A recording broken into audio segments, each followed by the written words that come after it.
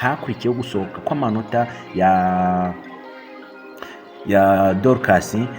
Amanota yasohotse wavuga ngo ni amanota meza. Dorcas akaba yatsinze iciciro rusange neza, aho agiye gukomereza mu mwaka wa 4 w'amashuri yisumbuye. Twavuga ngo congratulations kuri Dorcas, ndetse bamwe mu bakinnyi mwakunze babiri barimo Rutayisire Yves ndetse na Mutoni Yvonne, n'abamenye mu mazina ya Afia undi mumenya nka Kavini, nyuma baza gufata icyemezo cyo kwibanira nk'umugore n'umugabo mu ijoro ryashize. Amakuru meza y'ibyishimo nuko baraye bibarutse imfura yawo ya mbere. Mu butumwa bwanyujijwe kuri Twitter, ikigo cy'igihugu gishinzwe iterambere RDB bwavugaga ko uyu munsi bakira umuyobozi mukuru wa Record Academy uzwi cyane muri Grammy Award hamwe n'itsinda rye. Ni ubutumwa bwagiraga buti: uyu munsi umuyobozi wungirije wa RDB Niyonkuru yahuye na Heaven Mason Jill, umuyobozi mukuru wa Recording Academy uzwi cyane muri Grammy Award hamwe n'itsinda rye, kugira ngo baganire ku bice by'ubufatanye mu nganda z'umuziki ndetse n'izindi nzego zijyanye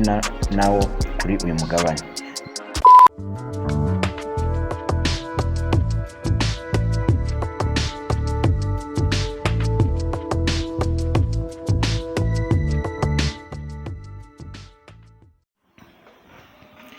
Kongeye kubaramutsa nshuti bakunzi ba Iris Rwanda TV, cyangwa se tubabwire ngo mwiriwe, cyangwa se tubabwire ngo ijoro ryiza muri hirya no hino mu gihugu, bari mu mujyi wa Kigali, Amajyepfo, Amajyaruguru, by'umwihariko Iburasirazuba n'Uburengera bwabyo. Amahoro y'Imana, peace and love kuri mwese aho muri.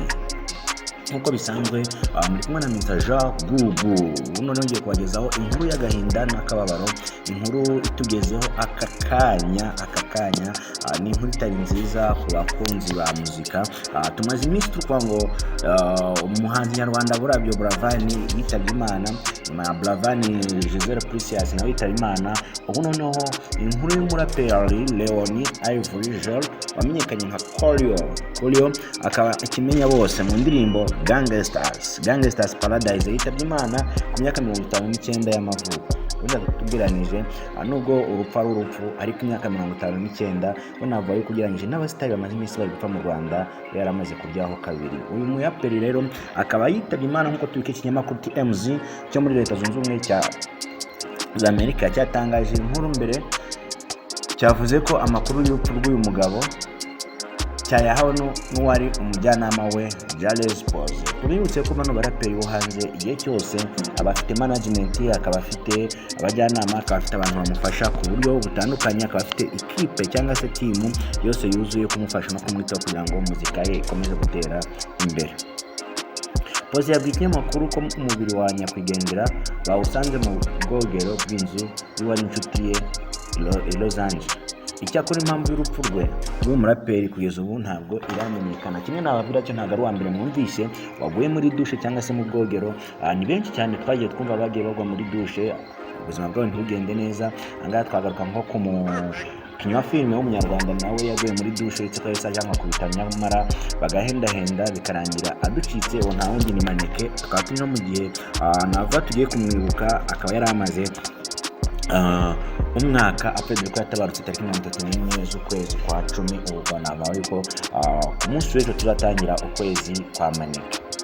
Nubwo nta mpamvu y'urupfu rw'uyu mugabo yatangajwe, Pose wari umujyanama we yavuze ko bishoboka ko hari indwara y'umutima yamwivuganye. Indwara y'umutima ikunda kwivugana abantu by'umwihariko bameze nk'aba ngaba, cyane ko usanga yaragize igihe cyo kurya neza, agakurikiraho n'ibindi bibazo. Yagize fame nini cyane, hari ubwo uhora uri kuri pressure wibaza uko bizagenda igihe uzaba wamaze gushokina cyangwa se ugasubira inyuma. Uyu muraperi wamenyekanye cyane mu ndirimbo Gangsters ni indirimbo yamenyekanyeho cyane. Ubu ngubu twababwira ko atakibarizwa mu mwuka w'abazima, yamaze gutabaruka, yamaze kwitaba Imana, yamaze kwisinzirira ukuboko kw'abagabo cyangwa se yaryamiye ukw'iburyo. Ubu ngubu nyine itafari ryasize muri music rwego rw'isi. Ni ibikorwa bye tugiye gusigara turimo turibuka kuri yatangiye umuziki mu myaka yo hambere mu 1980. Sinari nakavutse nta nubwo mama yari yagatekereje gushaka umugabo. Icyakora aza gukomeza izina rye mu 1995 ahantu ari maze kuvuka, ubwo yasoraga indirimbo Gangsters Paradise, nabwo yashyize hanze. Nubwo nta mpamvu y'urupfu rw'uyu mugabo yatangajwe, Pose yari umujyanama we yavuze ko bishoboka ko nayimaze kubabwira ko bishoboka ko azira indwara y'umutima. umuraperi wari umaze kugwiza ibigwi mu muziki w'isi yegukanye igihembo cya Grammy Award kubw'indirimbo ya Gangsta Paradise yifashishijwe muri filime Dangerous Mind ya Michel Pfeiffer. Mu myaka yari amaze mu muziki, Kuri yakoze alubumu 8 atsindira ibihembo bitandukanye birimo American Music Award na bitatu bya MTV Video Music Award. Kuri ni umwe mu bahanzi bari gukora ibitaramo byibutsa abantu umuziki wo muri 90 aho yari aherutse gutaramana na Vanilla Ice bafatanyije na Young MC. Igitaramo cyabereye muri Texas hano muri Amerika cyangwa se hariya muri Leta Zunze Ubumwe bwa Amerika. Nkuko nari mumaze kubabwira ngo ari mu bantu bahawe igihembo cya Grammy Award. Ari nayo mpamvu ngiye kugaruka kuri Grammy Award. Ni nkuru y'akababaro n'agahinda kuri Coolio, ariko nanone sinabura kubabwira ko umuyobozi mukuru wa Grammy Award ari nacyo gihembo cya mbere Coolio yatwaye mu mateka ye, kuko yegukanye iki gihembo cya Grammy Award nk'umuhanzi mwiza, umuhanzi w'umwaka, umuhanzi witwaye neza. Umuyobozi wa Grammy Award uri mu Rwanda yaganirije kuri ishoramari rya muzika. Grammy Award ku gicamunsi cyo kuri uyu wa gatatu tariki 29 nibwo umuyobozi wa Recording Academy bwana Herve Mason Jerry yagiranye ibiganiro na RDB bishingiye ku iterambere ry'umuziki nyarwanda. Mu butumwa bwanyujijwe kuri Twitter, ikigo cy'igihugu gishinzwe iterambere RDB bavugaga ko uyu munsi bakira umuyobozi mukuru wa Record Academy uzwi cyane muri Grammy Award hamwe n'itsinda rye. Ni ubutumwa bwagiraga buti: uyu munsi umuyobozi wungirije wa RDB niyo nkuru yahuye na Herve Mason Jerry, umuyobozi mukuru wa Recording Academy uzwi cyane muri Grammy Award hamwe n'itsinda rye, kugira ngo baganire ku bice by'ubufatanye mu nganda z'umuziki ndetse n'izindi nzego zijyanye nawo kuri uyu mugabane. Ni ibiganiro byahuje abayobozi batandukanye barimo umuyobozi mukuru w'ubukerarugendo Michel Rugwizangoga, umuyobozi mukuru wa RCB Neri Mukazire. Bavuga ko u Rwanda rwiteguye guteza imbere inganda z'ubuhanzi ndetse n'ahantu heza ho kwakirira ibirori ku isi. Herve Mason Jerry ari mu Rwanda aho yitabiriye itangwa ry'ibihembo bya Guba Award biteganijwe uyu munsi kubera ku Intare Arena, aho arabahabwa icyubahiro kumwe mu bantu bafite akamaro ku isi. Umuyobozi wa Grammy Award mukuru bavuga ko ari intambwe nziza n'ikintu cyiza cyo kuba mu Rwanda dufite umuyobozi nk'uyu nguyu ukomeye uyoboye ikigo gikomeye cyane. Ni inzira nziza cyane iteza imbere muziki nyarwanda. Ikindi nababwira, ngarutse mu Rwanda gatoya n'ubundi muri sinema, inkuru nziza y'ibyishimo. Bamwe mu bakinnyi mwakunze babiri barimo Rutayisire Yves ndetse na Umutoni Yvonne n'abamenye mu mazina ya Afia unimumenya nka Calvin, nyuma baza gufata icyemezo cyo kwibanira nk'umugore n'umugabo mu ijoro ryashize. Amakuru meza y'ibyishimo nuko baraye bibarutse imfura yawe ya mbere, umwana bibarutse bamwita Ian Rutayisire Kababa.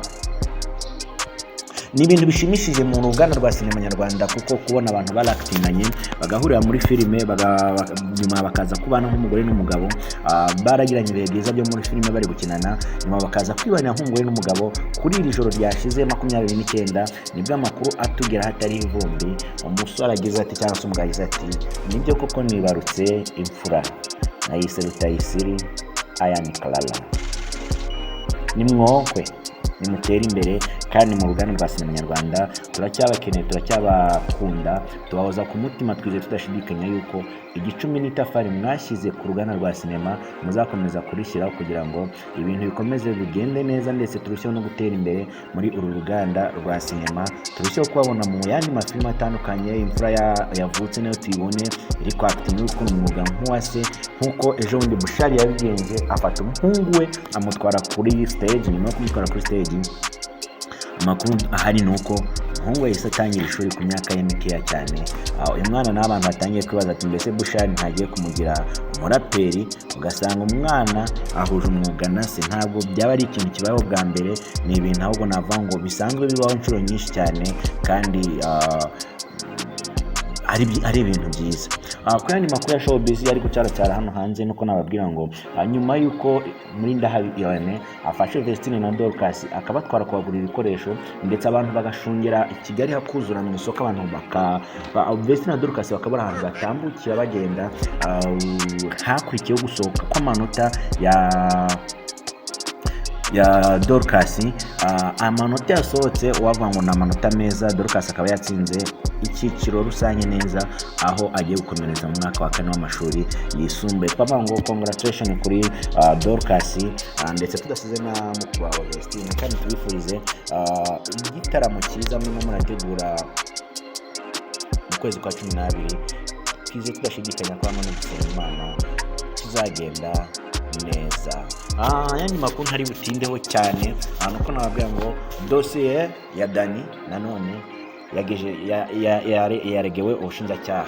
Dani nanone uherutse kureba ibyaha byo gukubita umugore no gukomeretsa, dosiye yagejejwe mu rukiko. Uncle Austin nawe ngo amarira menshi yo kubogoza no gutabaza nyuma yo kuba yarahemukiwe n'umuganda.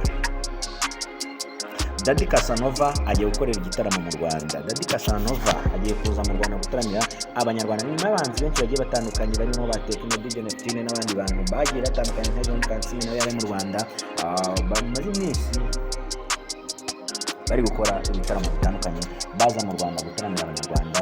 Uno Daddy Casanova nawe agiye kuza gutaramira abakunzi ba Kigali muri Music. Shakira yahamagawe n'urukiko muri Espagne. Ni inkuru ntari buze kugarukaho nyinshi cyane, mwagenda mudusura kuri platform cyangwa se ku mbuga zacu zitandukanye mukagenda musoma aya makuru. Masamba yateguye igitaramo cyo kwizihiza umunsi isasu rya mbere ryo kubohora igihugu ryavuye ku butaka cyangwa se ryarashwe. Shanina naberekeje muri Amerika. Ni amakuru amaze iminsi ari gucaracara ya showbiz. Icyo nababwira, Shanina ni itsinda ryabwize ibintu byiza, ni itsinda ryitwaye neza mu gihe cyashize. Yondoro turababona barakundwa, ariko nyuma tuza kubura aho barenganye, ariko ubu ngubwo baherekeje muri Amerika, twizere ko hari ikintu gishyashya kigiye kuzakorwa, tukongera twababona mu bihe nk'ibyo badushizemo, tugasigara tubaririmba, tugasigara tubyina imiziki yabo ariko tutazi ahantu baherereye. Muri kumwe na Mr. Google, kora subscribe, like, share na comment kuri Iris Rwanda. Amakuru yacu n'ibiganiro tumaze kukugeraho ku gihe. Dufite filime nshyashya Romantic Time mbategurije coming soon yayo ku munsi wo kuwa mbere. Tuzabahereza coming soon yayo. Ni filime tuzagaragaza mu ijoro rya Grand Night, ni ijoro riteganyije kuzabera muri Fatima, Centre Patrimoine Notre-Dame de Fatima, muri uku kwezi kwa 10 twinjiyemo. Twagiye twitega ariko amatariki akagenda adufata, ariko mbabwiye ko imitunganyirize yayo n'imikorere yayo ikaba igeze kuri 60%. Wabaha coming soon ntabwo yaba yibeshye. Nuko nababwira ngo ni filime nziza cyane twahise Romantic Time. Ni filime zerekana mu bigo by'amashuri ya segonderi na kaminuza n'ahandi hantu hahurira abantu benshi.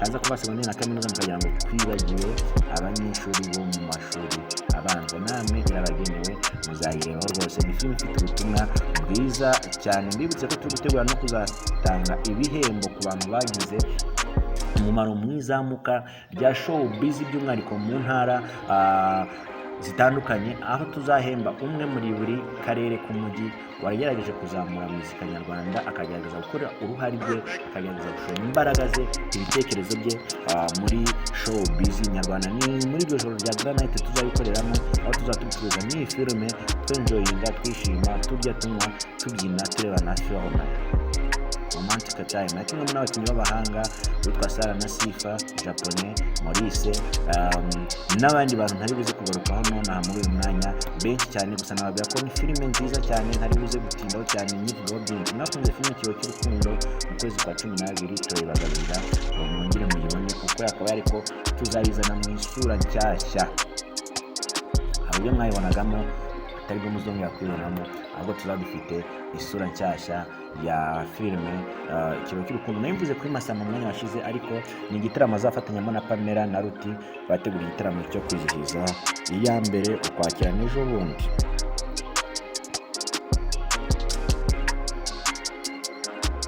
Ngarutse ku makuru ya siporo, yakuye mu kibuga amaguru adakora hasi kubera urukundo akunda Messi. Tukadutitire ngenda mbakubita ubundi mukajya kwishakira inkuru zirambuye aho ziri kwa namwe mbe mwazisomera. Muri kumwe na Mr. Google, manumva ntabareke no gusoma amakuru nk'aya ngaya, ariko kimwe nababwira cyo mukomeze mutwereke urukundo rwanyu, natwe turabakunda. ciao ciao. Abishimye mukomeze mwishime, ababaye namwe mukomeze mwihangane. Ibihe bibi bibaho, hari ibintu bibiri Imana yateguriye abantu, hari igihe cyo kwishima, hari n'igihe cyo kubabara. Ari mu gihe cyo kubabara mwihangane, ari mu gihe cyo kwishima namwe mukomeze mwishime. Bye, turabakunda cyane.